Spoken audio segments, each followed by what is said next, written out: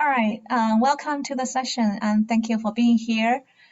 Today we're going to be talking about infrastructure for intentional equality and organizational justice at NC State using graduate program as case studies.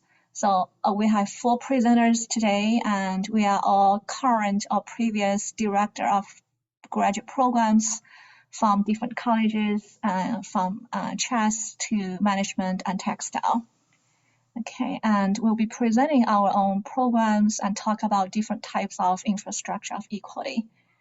Okay, so I am Huilin Ding. I'm the director of the Master of Science in Technical Communication at NC State, and I'll offer some quick overview about the theoretical frameworks we will be using as a panel. Okay, so I'll start with a quick definition for educational equality. So when we talk about educational equality, we refer to the ability to provide disadvantaged students, regardless of background, language, race, nationality, socioeconomic status, gender, learning capacity, or disability, with support and resources to help them achieve the educational goals. And here's a quick quote, shows that schools that emphasize equality understand, quote unquote, the students' needs and provide resources to overcome their specific challenges. So everyone has unique challenges. Okay, and then we'll move on to the definition for social justice for our talk. When we talk about social justice, we immediately think about fairness, right? Being fair, okay, and usually people will connect social justice with the fairness of distribution and fairness of procedures. Okay, but if we look a little more closely, here I'm using a really mainstream way of thinking about social justice as summarized by Jost and Kay back in 2010. So they provide a 3-part definition for social justice, which include distributive, procedural, and interactional justice.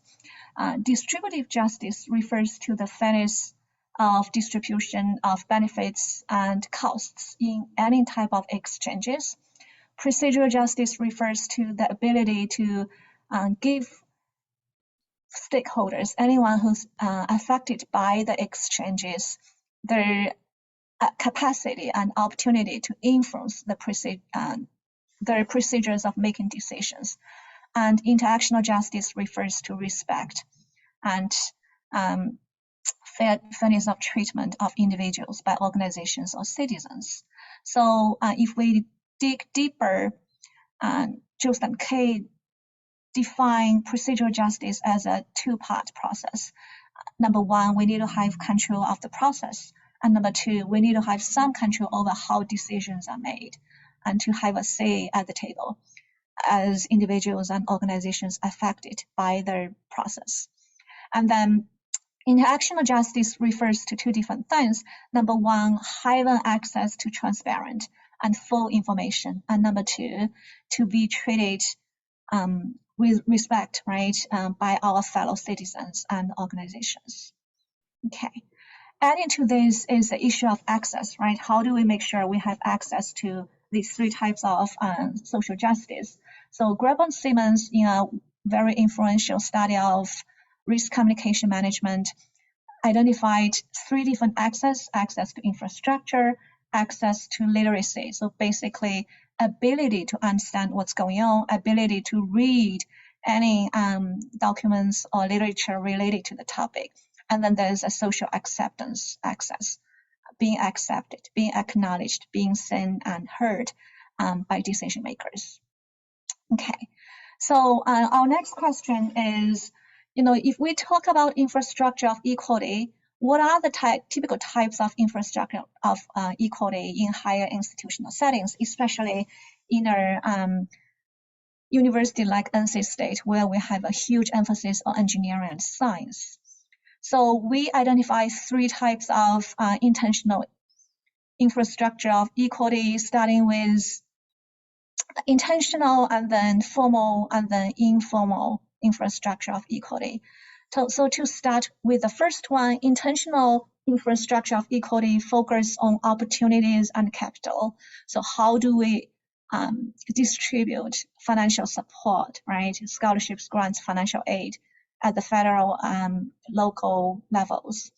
And then formal infrastructure of equality refers to resources that are staff-driven or instructor-driven, and it's typically offered by offices with formal roles supported by the university. For instance, we have disability services, career development center, counseling center, and so on and so forth. And then last but not least, the informal infrastructure of equality are typically provided by people like you and me, right? Faculty, students, fellow staff, fellow students, and the community at large. And it's resource-driven and people-driven. Okay, so I want to do a quick mapping. So if we put everything together, right, we have the three types of social justice, we have the different types of control here.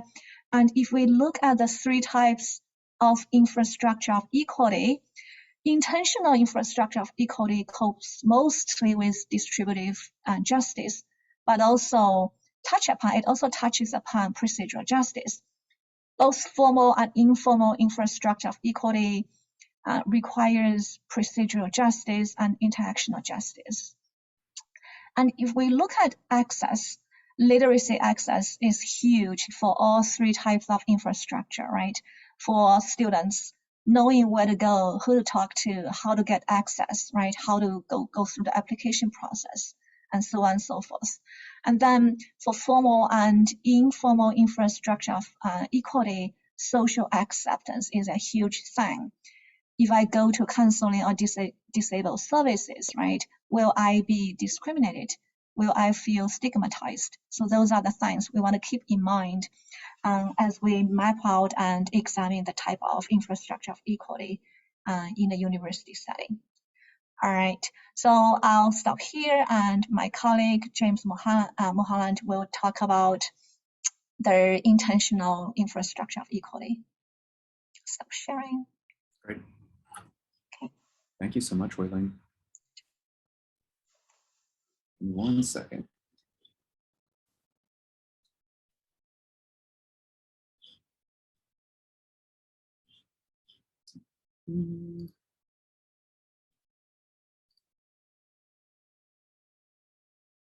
Okay.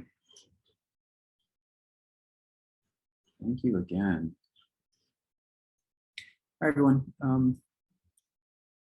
My name is James Mulholland. I'm the Director of Graduate Programs in English and one of Wei Ling's colleagues in the Department of English. I'm going to talk a little bit more about some of those formal structures of equity. And as she mentioned at the beginning of our presentation, we have 3 different colleges that are representing a huge variety of ways in which we've approached formal and informal infrastructure of equity, particularly among our students. Oh, okay. Hang on, everybody. Thank you.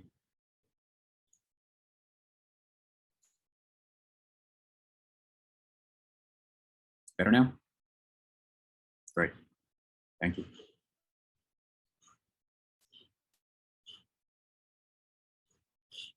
Go ahead and start moving.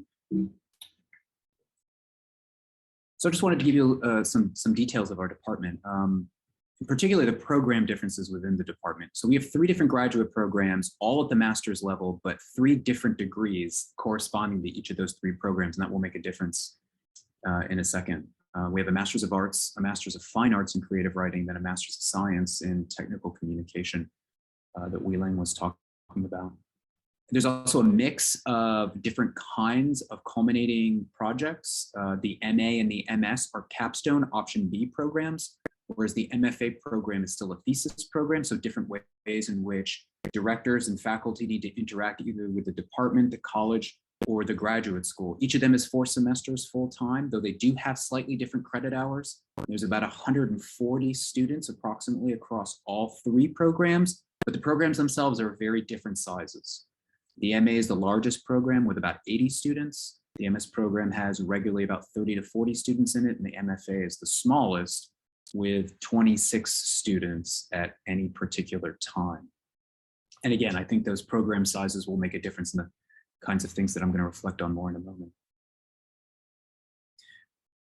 We've had a commitment to diversity in our department for a decade or more, and we've been improving diversity along a number of different metrics, demographical metrics, but also inclusion metrics as well. So just to give you some sense of what that's looked like, between 2009 and 2021, we've tripled the number of non-white students. From 13 to 39, they're also just a larger presence within the program as a share of total students. Between 2009 and 2021, we've moved incrementally and largely with improvement every single year between 2009 and 2021, from 9.6% of total students to 28% of total students. So a fairly dramatic increase across that 10-year period. And a lot of that was just driven by a commitment to diversity on behalf of the English department. They also became a larger percentage of the department, though, because the total graduate population shrank between 2009 and 2021. In 2009, we had exactly 177 students, and then we dipped to about 107 students in 2018, rising again to 140 in 2021. But across that arc, downward and then upward again between 2009 and 2021, non-white and mixed race students became a larger portion and increased their numbers every single year between 2009 and 2021. So this is a busy slide, and I apologize for that. But I want to give you a little bit of a sense of the variety that exists within the programs. Now, what this shows is applications and enrollments for all three of our master's programs. Let me take you through a little bit of what this might show us without getting too much into the details. On the left, you'll see the MFA program. In the middle is the MS program, and on the right is the MA program. And one of the things to notice is the difference in the numbers of applications, and that'll become meaningful in just a moment. The MFA program, it receives a huge number of applications for a relatively small number of spots. Last year it was 272. This year it's 291 applications for 13 spots. And what that did is produced the opportunity to have an extremely diverse class of highly selective applicants. And you can see some of that in the very bottom of that MFA enrollment graph, where you see both a huge number of white applicants, 9 of whom were recommended and 5 of whom enrolled, but also applicants who were Asian, Hispanic, international students, mixed race, or reported 2 or more races, reported themselves to be Black or African American, and then 1 student who was applied who was a Native American. But this shows an enormous number of different kinds of ethnicities within a relatively small 13-person program. The story is a little bit different in the MA and the MS programs, where we have highly diverse applicant pools and recommendations for admission for a number of those highly diverse applicants, but we struggle a little bit more to enroll highly diverse applicants within our programs while still succeeding. And you can see some of that in both the MS and the MA that are not nearly as diverse ultimately among enrolled students as the MFA program. So what does this tell us? And you can see some of the conclusions that I draw there at the bottom. So the MFA in creative writing is highly competitive. It's a diverse program that draws nationally and internationally, with an incoming class, at least in fall 2021, that was more non-white than white. Over 50% of its incoming fall 2021 class reported to be non-white. Whereas the MS in technical communication is largely a regional and international program that's often tilted towards a professional audience, people who are seeking additional credentials as professionals, whereas the MA degree is largely local and regional, often of students who are seeking the degree either to figure out a new kind of career that they're interested in or to advance themselves within a teaching career. Selectivity differs a lot for these programs, as you can see from these very busy graphs. The MFA is highly selective. It had a selectivity of 8% last year. It's probably going to go down to about 6% this year, maybe 7%, whereas the MA and the MS are not nearly as selective. Selectivities that range between 65 and even 85% in any specific year. So 3 different kinds of programs with 3 very different metrics and 3 very different applicant pools that are each trying to improve diversity especially among historically underrepresented groups. So 3 very different programs, but very similar diversity tools. And this is where I think that formal structure of equity that Wei-Ling was mentioning is really apposite for us.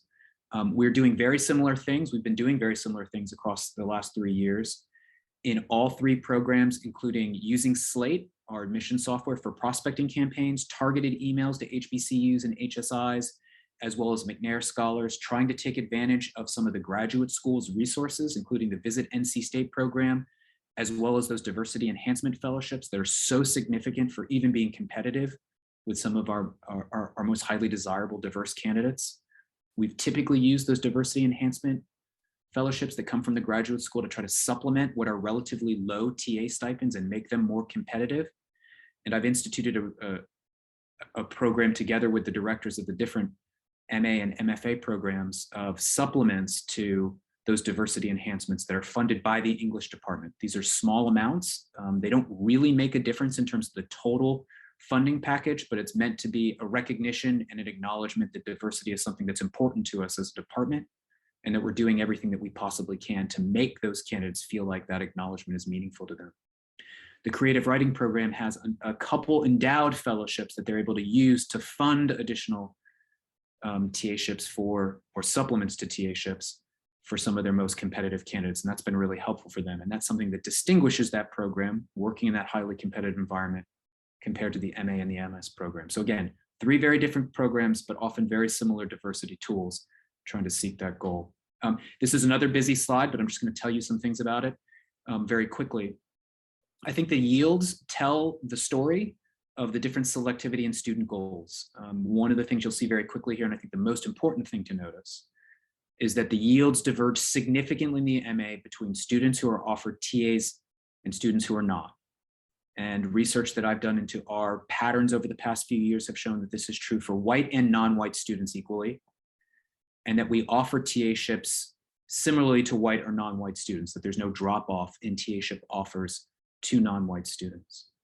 Nonetheless, those yields are in parallel, they correspond. We find white and non-white students accept TA-ships, the yields are similar for white and non-white students. And you can see that corresponding difference. We're basically not nearly as competitive when we don't have TA-ships to offer. The MS, on the other hand, has a much more complicated pattern. Because I think many of them are professionals, they're seeking a practical credential, they're not all available to be TAs because they're already professionals. So you can see, as we saw last year, that yields among non-TAs would often be higher than our TA students. And then you can see at the bottom the different funding that exists. One significant infrastructural difference of these 3 programs that the MFA is fully funded, whereas the MA and the MS, they are not. So let me say a couple things to conclude, and then offer some questions for us to consider, and then maybe some problems that arise from the sorts of examples that I was raising here. Conclusions that I draw from this kind of experience and this kind of data: money matters for equity and diversity, but it doesn't tell the complete story. Students have different motivations for why they do or do not apply to programs and accept enrollment in programs. And I think that's going to be particularly important as we think about trying to make any individual program more diverse. Program structure and selectivity can be determinative of creating a diverse environment. The MFA seems like a great example of this. A large applicant pool with a highly selective program that has an excellent reputation can get diverse very, very quickly, if that's a value and a priority for the program, as it has been for the MFA program, and as it has been for all 3 of our graduate programs. Yet there's still fundamental conceptual problems that I think remain, and I think the differences in program experiences might show this more than anything. And this corresponds, I think, to a lot of what's been talked about today, and some of the things that Raj Chetty raised with his data at the end of his talk.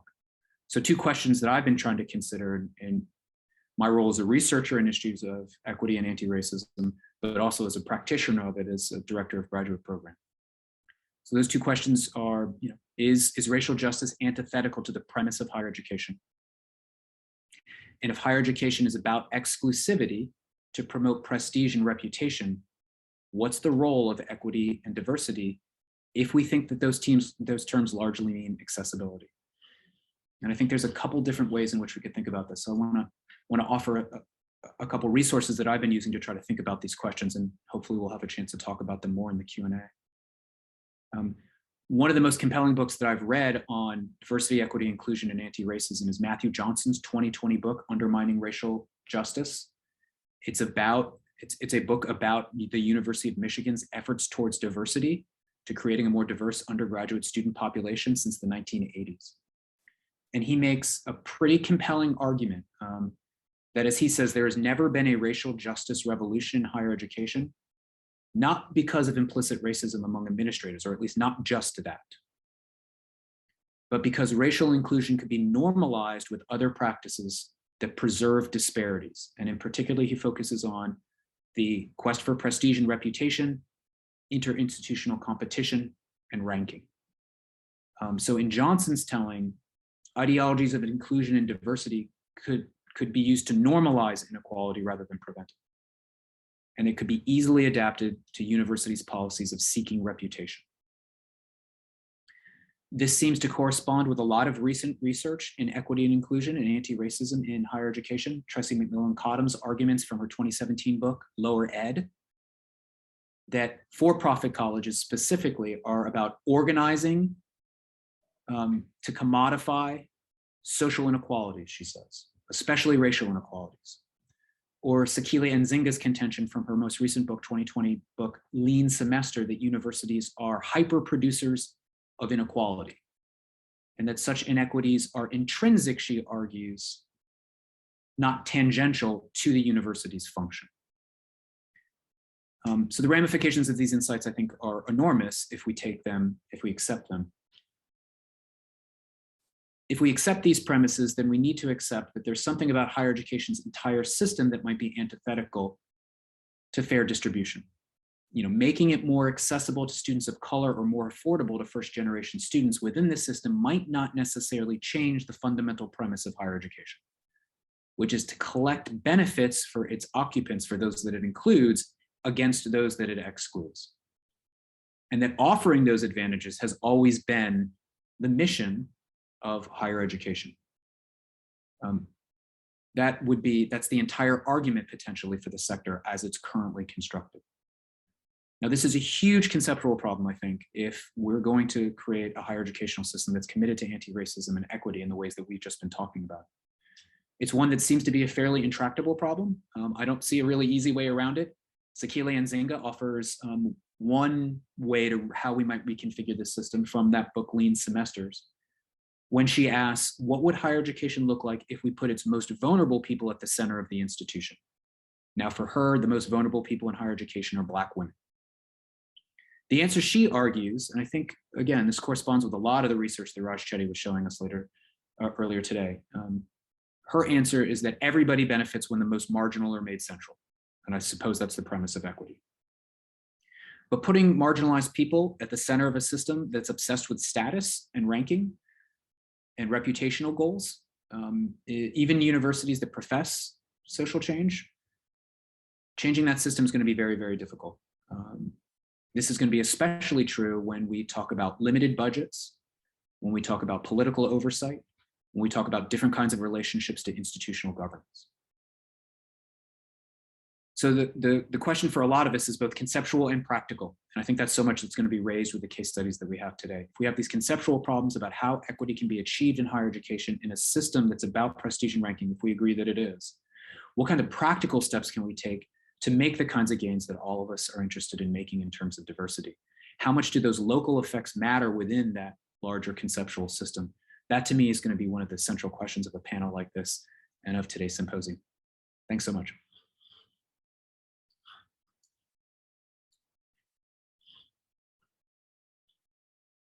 Now I'm going to turn it over to Lee Shamblin, who's coming to us from the College of Management. Take it away, Lee. Thanks. Thanks so much, James. You've given us a lot to think about, and you have great data. Great data. I'm doing much more of a kind of a case study, a snapshot about where we are now. So let me see if I can share my screen. Is that coming through okay? Thanks. I'm going to talk a little bit about our Jenkins MBA program. We have 3 types of MBA tracks: a part-time, an online, and a full-time program. And in our part-time and our online program, students can kind of take a blended approach. They may take an in-person class one semester or an online class the next semester. So we flexed to try and involve as many people as possible. Our program right now has 657 MBA students, and the online portion is by far the biggest, 397 online students, 187 part-time students, and 73 full-time students. Both the part-time and the online programs are shorter than the full-time program. But the MBA program is a top 20 online MBA program. So we're ranked 15. We're perceived to have very high quality, which is terrific. And we get great support in terms of career. Well, I'll talk a little bit about that later. But to give you just kind of an overview, we also do charge premium tuition for our programs. And not every group on campus does. This is a little busy as well, but I snatched some things from our infographics. And if you look at, from a gender perspective, this is fall 2020, so in the middle of a pandemic. This may be a little bit skewed, but I think it's fairly representative. From a gender perspective, in our online program, we had 91 admitted in the fall. We do admissions fall and spring. And the distribution, 41% female, 59% male, fairly representative of the populations that we're recruiting from. So we're recruiting from the North Carolina business community.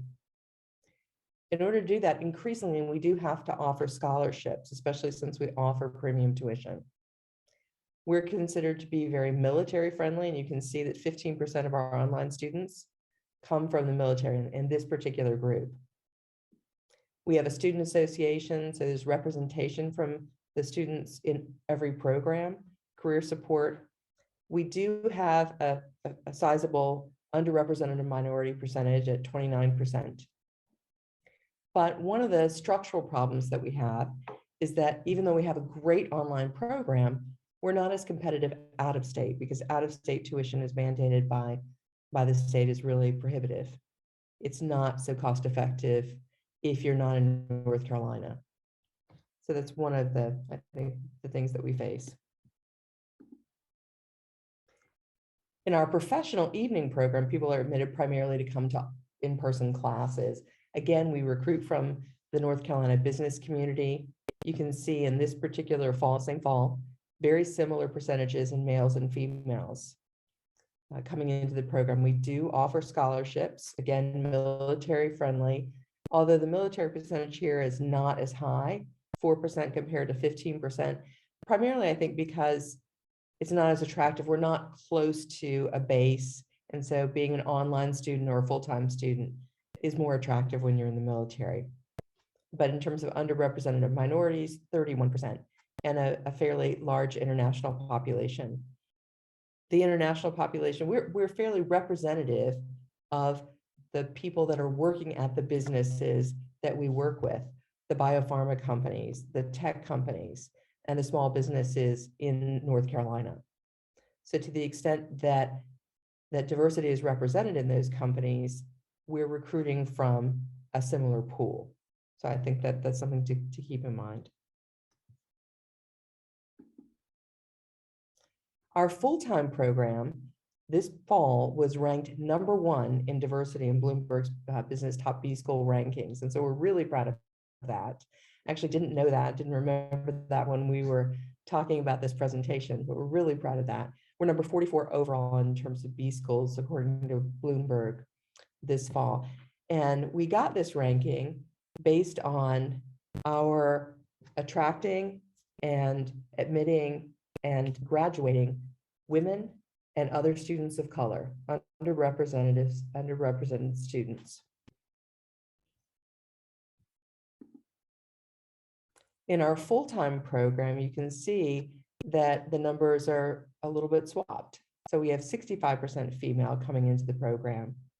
Again, this is a relatively small class. We normally have up to 50, but during the pandemic, we admitted 34 in the fall. We offer graduate assistantships, so for a large portion of our incoming full-time students. So for example, in a group of 42 to 50 that we bring in, we might offer 22 graduate assistantships that are either part-time, part or full tuition. And that really helps us attract a more diverse group. We are very military friendly, and you can see here in the full-time program that military percentage is back up to 15%, because we're close enough to a base that people do come here for their education. Again, student associations. And a couple of years ago, we started a 2+2 program. And this program is particularly targeted at underrepresented populations. And the idea here is that we'll admit someone with not very much work experience, because the average work experience in our full-time program is about 5 years compared to 9 years in our part-time and online program. But we'll admit you early without a lot of work experience, provided everything else checks out. And then you go to work for 2 years and then come back and get your MBA. So you get accepted early. And through that time, we run programs and do development for those students to really stay connected, because we want them, after they're admitted, to come and then be in the program and then graduate. And here we didn't have, this is, you can see 6% during the pandemic. That is, I think that's understandable. One of the other ways that we really support diverse populations is through a strong career center. Not everybody has this on campus as well. I think we feel very fortunate. I'm going to show you just a quick video from Bev Porter, our director of the Career Management Center.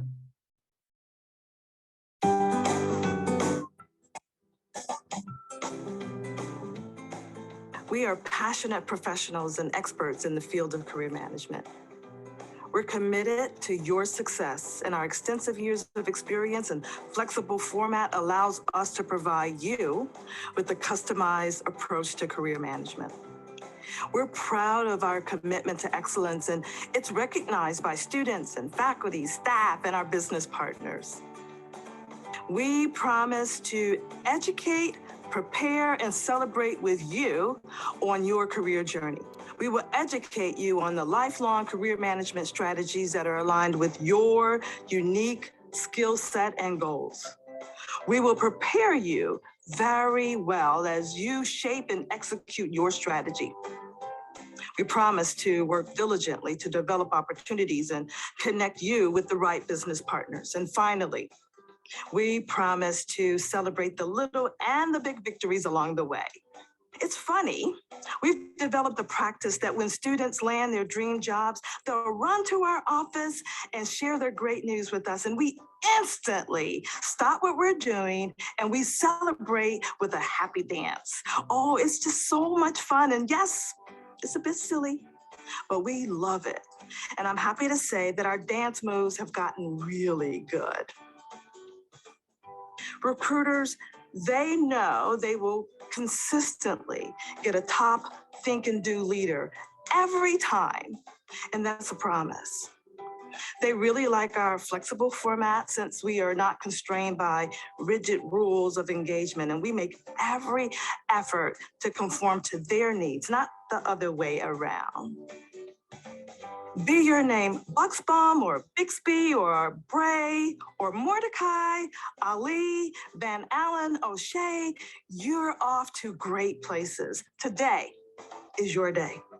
Your mountain is waiting, so get on your way. Oh, the places you will go. And we look forward to celebrating with you.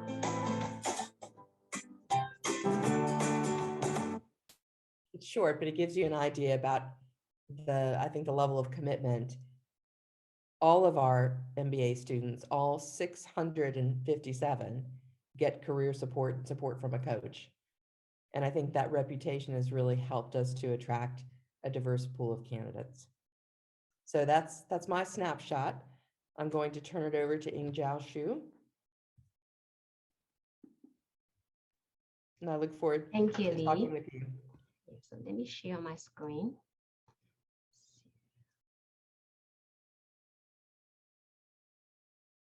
Are you able to see my screen okay?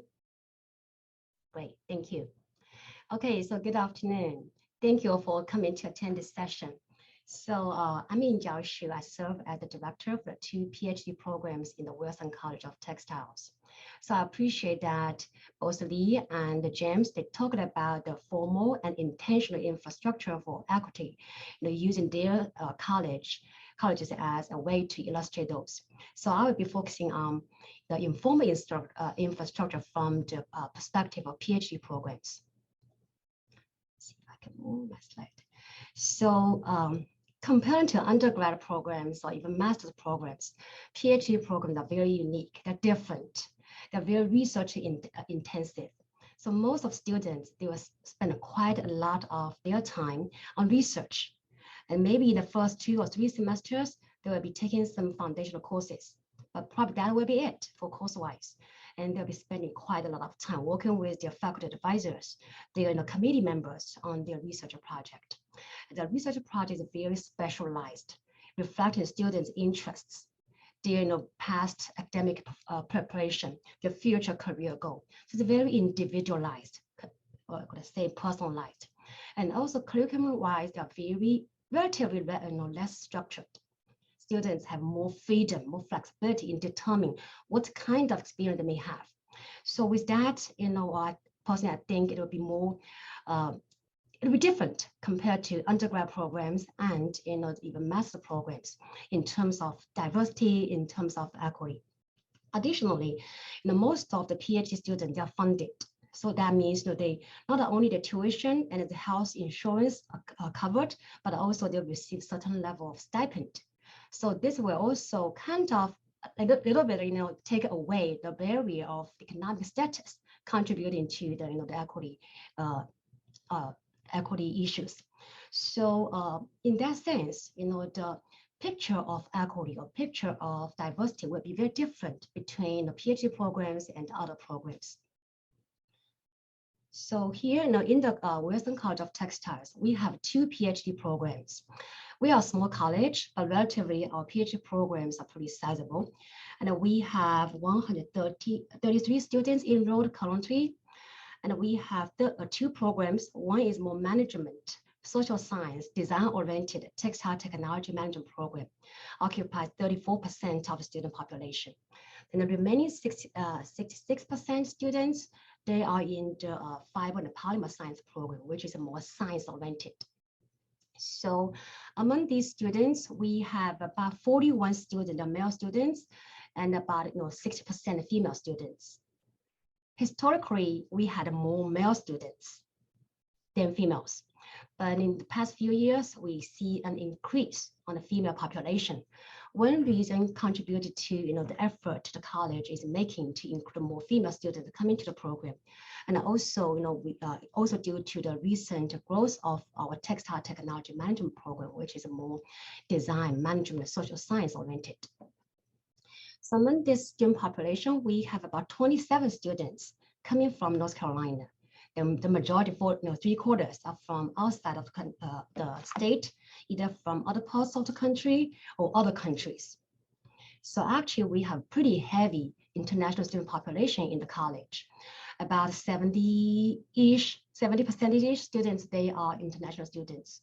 In terms of race, so we have about 41% students, they have Asian background, and then 22% for white, and 8% Black, and 26% students did not specify, talk about which background they have, and so on. So this picture is very specific to our programs, reflecting the nature of our subject areas, and also reflecting the situation in the industries that we represent. I would assume this picture will be very different from other PhD programs, again reflecting their program situation. So in the college, we, as Lee and James mentioned, those intentional and formal infrastructure. We do have them also in place, such as in the area of recruitment, marketing, partnership program development, scholarship establishment, and so on. But today I'm more focused on those informal infrastructure, because again, PhD programs are more research-oriented, more individualized, and less structured in their curriculum. So the following slides, I'll share some of the practices that we have in the college. So particularly, I'll be talking about 3 areas. One is mentoring, the second is professional development opportunities, and the last one is social support system. So mentor relationship is different from the instructor-student relationship in the classroom. So in addition to the knowledge sharing, a lot of the components of the one-on-one mentor-mentee relationship is sharing the mentor's experience, their skills, with a focus on this mentees in the professional or personal development. It's a one-on-one relationship. And often, a lot of times, the faculty advisor serves as this very important role for the students. And this is pretty interesting. On one hand, they work very closely as a mentor-mentee kind of relationship, but also the faculty advisor often serves as the supervisor for the TA or RA in appointment, and the PI for the research project. So sometimes there might be those little bit kind of those more formal relationship coming in to interfere the mentor relationship. So, but that's normal, I think. So faculty advisor serves a very important mentor for PhD students. We often always actually encourage our students to identify their research advisor as early as possible. Usually, it would be great if they can identify a faculty member by the end of their first semester, but definitely no later than the end of the second semester. The sooner they have this relationship in place, the sooner they'll be on track on their research, they'll be on track developing this unique PhD experience at NC State. Additionally, the dissertation committee is also very good kind of support, kind of mentoring role there. Students work closely with their committee members. And again, this may vary from committee to committee. In certain committee, the committee members are very involved in terms of research and also some other professional support in some others. So it varies from committee to committee. In addition to that, for faculty members, if they have a large research group, often those ones who were in the program earlier, they will serve as those kind of peer mentor, providing support to the younger ones.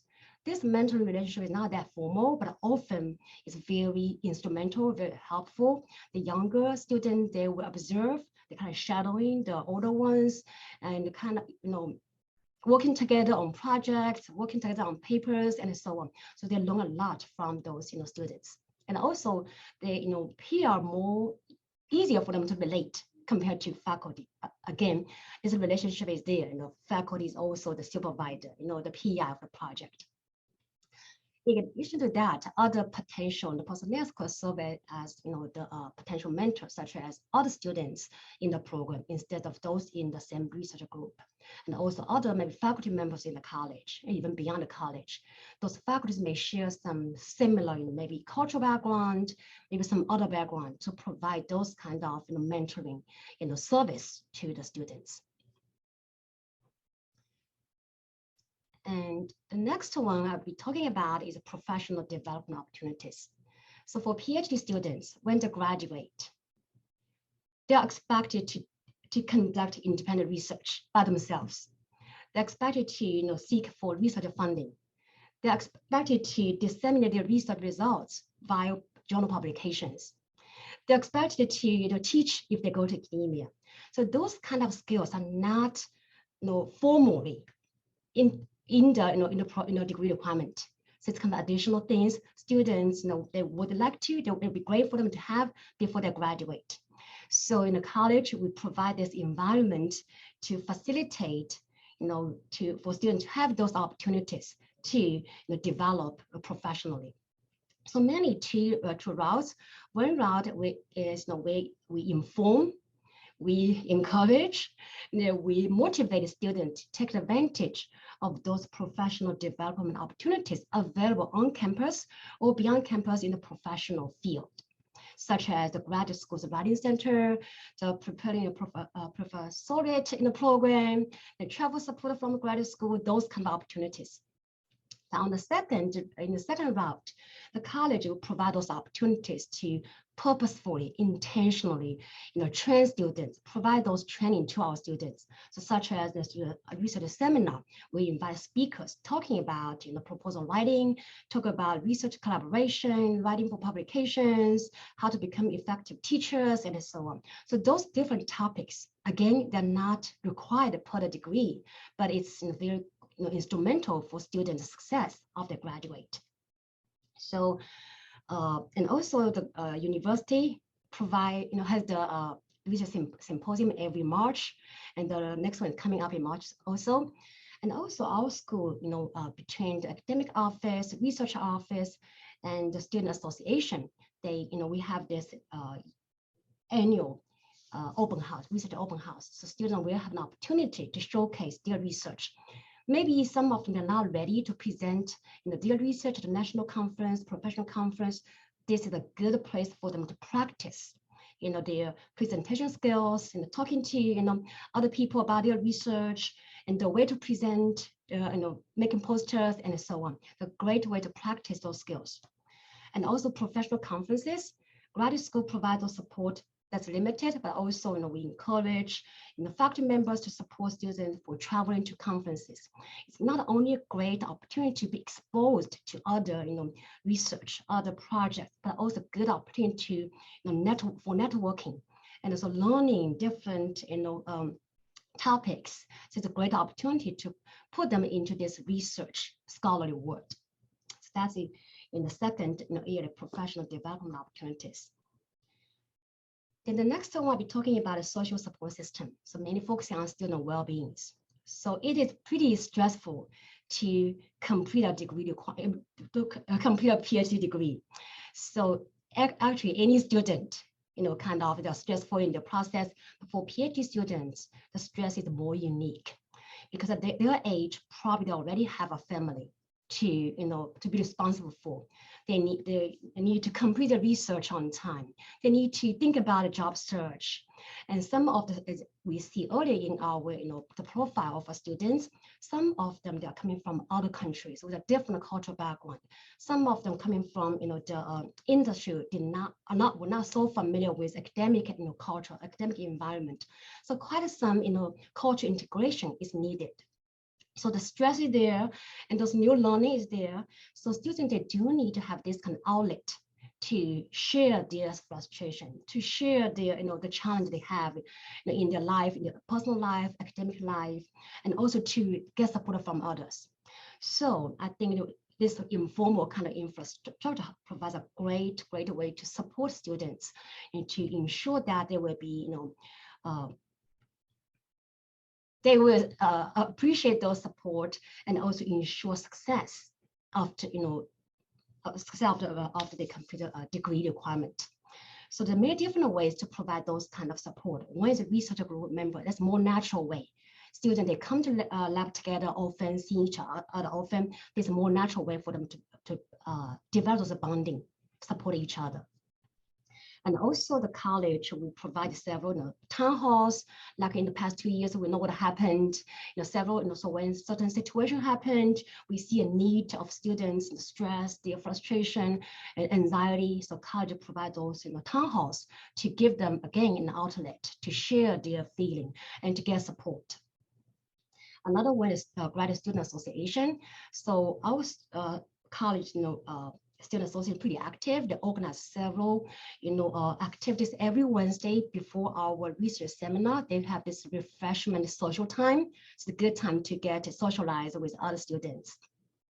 And also some other activities. So I list some activities here, such as multicultural festivals. Again, as I showed earlier, we have a large percentage of international students. They come from different cultural backgrounds. So these multicultural festivals can help them to feel their cultures are appreciated. They are appreciated. This difference is celebrated. So we have those, multicultural festivals every year. And later I'll show some pictures. And TAGs also organize some group outing. They go to the mountains hiking, they go to watch a movie together sometimes. Of course, during the pandemic, this physical gathering kind of relatively limited, but they have some other ways to have buddies on social, there's no social media, kind of, again, find a way to support each other. Going to the meet, it is between faculty members and students, among faculty members. It's a very social oriented, way to interact, students, to, mingle with students. The next one is the pumpkin carving contest. This is not only for the graduate students, organized by the academic office for everybody in the college, The reason I include here is kind of the environment we are in the college. We celebrate diversity. We enjoy and we appreciate everybody's being here. So for the pumpkin carving context, we have several graduate students participated. For the international students, this is their first time kind of doing that and knowing that you can carve on a pumpkin. So that's kind of also a way to include more students with different background. The last one on my list is the ping pong table in the breezeway. So on our first floor, the ground floor, is during the pandemic, the college purchased ping pong table and a football table kind to provide some way for people to enjoy each other outdoors. It's a great way to, again, to engage students. Of course, there are many other activities. I just give some example to kind of, so you know the point, right? How we, celebrate the differences, how we, appreciate everybody's difference, how we include and welcome people with different backgrounds. So here in the next slide, I'll show some pictures. So this, few pictures are from the Multicultural Festivals, different food, different music, different art. So it's a great time. And faculty member, they may go there singing, we have students, dancing, and, very, some students reading the poems. It's very, very, kind of fun-oriented, social-oriented, kind of inclusive, welcoming kind of, opportunity for people, the students to enjoy each other and appreciate each other. So this is the ping pong table I mentioned earlier on the first floor in the college. Yeah. And this is one of the trip they took to nearby mountain. Yeah. Okay, so with that, I will stop my inner part and give the floor back to Huilin.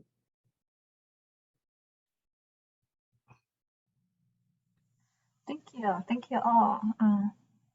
Very interesting presentations. I guess I'll first see whether we have any questions from the audience. We do in the chat, I think. Okay. Oh yeah. Okay. So I think so Marsha asked, will a recording be made available afterward? And Wolf Bite Video Production said yes. So we also have our slide deck together as a panel.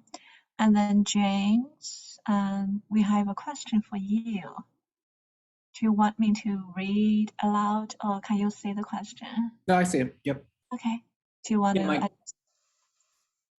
Yeah, well, yeah, Mike. I think that's right, and that's one of the arguments that we've been making at NC State for a long, long time. That there are economic benefits, that we're a research hub, and all of those things are true. But if we think about what the mission of the university is and instruction, the kind of exclusivity that exists, and all of the benefits that accrue to the students who are actually credentialed within the university, I mean, that seems to me that that's still the primary mission, certainly of the instructional and academic mission of NC State, and that the difference between being included and excluded from those kinds of environments are pretty pronounced. I mean, I think one of the things I was really struck by is the massive data that Raj Chetty's demonstrated or collected and demonstrated to us earlier about how profound those differences can be, and how difficult it is to get out of that crescent that he was describing.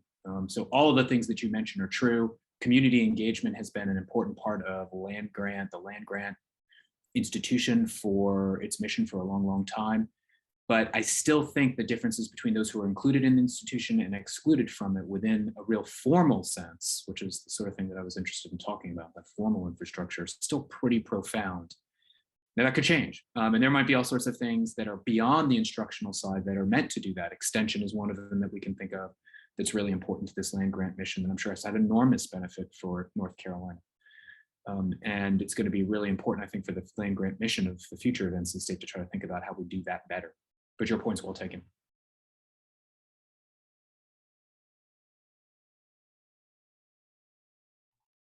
Great, thank you. Okay, so we don't have any question from the audience. I find it fascinating to hear all of you talk in different ways about students being their resources to one another. I think all of you mentioned that. And if we look at the infrastructure of equality, that's the informal infrastructure of equality. And Injal did a really thorough job of listing all the types of support they can provide to one another. So thank you. Lee, I'd like you to maybe talk a little bit more about the peer support you provided Sure. in management.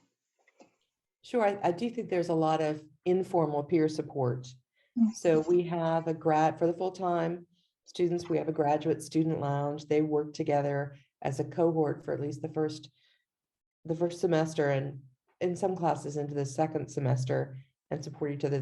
We do have similar events where we have, they go on outings or they volunteer, they do different things to support each other. In the part-time and online group, because most of those students are working professionals, they're working full-time, and with the pandemic, many of them have kids, and they barely have time for class on top of all of that. They still support each other. We do a lot of group projects in our classes because we want people to have real hands-on experience working with companies or working with each other. And so I see that in the classes regularly, students supporting each other. We do have the associations, and even in the part-time and online programs, there are some events for students to go to. But I think it has been harder during the pandemic. I think it's one of the things that's been hard for all of us that we're not talking enough about is how are we providing support for each other, students and faculty and staff, to really make sure that everyone can feel like they can bring their best selves and get the rest they need and things like that. But many of our programs are similar to what Injal talked about. Great, thank you. So for James and Injal, what other possible ways for your programs to enable peer support during the pandemic? Maybe you can each talk about that briefly. Thank you. James, do you want me to go first? I have tons of examples I want to share. I already shared many. So if you want to go first, you can go ahead and then I can add more. Yeah. I'll say one thing and then I'll turn it all over to you because I think we're going to agree on this. Just in the way that Lee was just talking, one of the things I've really struggled with is, what is the advantage of physical co-presence or the experience of being a graduate student at NC State? And that's a very difficult question to answer. And I suspect we have very different answers among our programs, but I've struggled with that a lot. It seems like it's more important than I even imagined. To be in the same space and to share physical co-presence has been incredibly important. And the lack of it has been really deleterious for our students. And I suspect you have a lot of examples that might demonstrate that as well, though I'm curious to hear. Yeah, actually, James, I would go along with a similar line. For us, on one hand, also we offer those physical space, kind of joint, shared space for students too. So we have one student launch for all students, but also we have one devoted to graduate students. So they can also college provides some coffee. So each day student can go there, just to stop by, get a coffee and chat with each other. So that's kind of physically seeing each other and knowing that other people around. It's very important kind of support. So of course, during this pandemic, it's relatively more difficult for people to do that. So I think during one of our town halls, students mentioned that they're kind of forming those kind of social media study buddy. But for them, it's not studied. Usually they don't have studied research. So it's kind of social support. The buddy system, I think, really helped a lot for students to to feel that they're not alone. This loneliness, I think, during the pandemic, it's very, I think, not only for students, even for faculty members, we sometimes feel like, we are the other people, right? I'm here alone. So I think this, buddy system, support each other, really important. Yeah.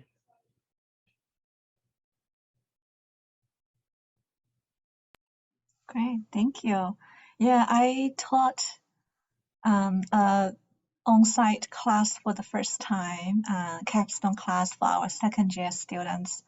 And they actually stood up on the first day and introduced one another, saying, I've seen you in Zoom, but I've never met you face to face. So let's do a formal introduction. And that really helped them to build that personal trust and peer support right away once they are in the same room with warm bodies. So, Can I add something? Go ahead.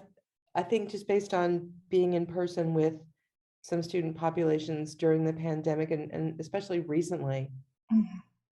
providing space for people to just share about all of the stuff that they've been through. Because I think we expect people to put this brave face on and our underrepresented populations maybe even feel more pressure to do that.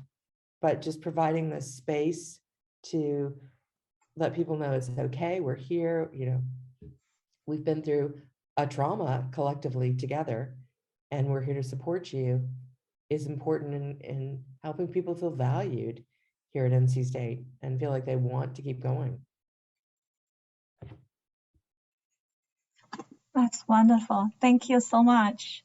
I think we are at the end of our session, and that's a great reminder to support one another, especially to support our graduate students, our underrepresented student populations. So thank you all for being here today. We enjoy our discussions, and I hope you enjoy the rest of your day. Thank you. you. Bye, guys. Bye.